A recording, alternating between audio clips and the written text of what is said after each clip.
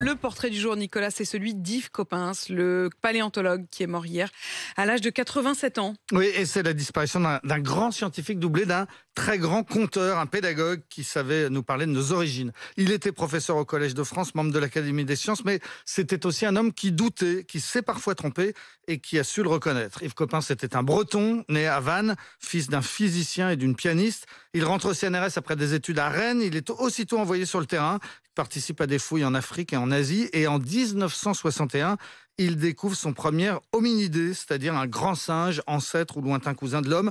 Et grâce à la découverte de ce crâne d'1 million d'années, les médias découvrent à leur tour Yves Coppens et ils l'adorent. C'est le début de la célébrité alors qu'il n'a que 26 ans. Et c'est surtout la découverte de Lucie qui va lui donner une renommée mondiale. Voilà, extraordinaire découverte en novembre 1974. En réalité, ce n'est pas Yves Coppens lui-même qui est tombé sur ses os, c'est un de ses étudiants. Lui était l'un des 3 dirigeants d'une grosse opération internationale de fouilles en Éthiopie. Et c'est là, dans ce désert de l'Afar, que les scientifiques ont découvert une 50aine d'ossements, soit 40% d'un squelette. Et ils ont déterminé qu'il s'agissait d'une femme, qu'elle mesurait 1,10 m, qu'elle pesait 30 kilos, qu'elle avait autour de 25 ans, mais surtout qu'elle avait vécu il y a plus de 3 millions d'années, si bien que Lucie a été présentée comme une des possibles ancêtres de l'humanité.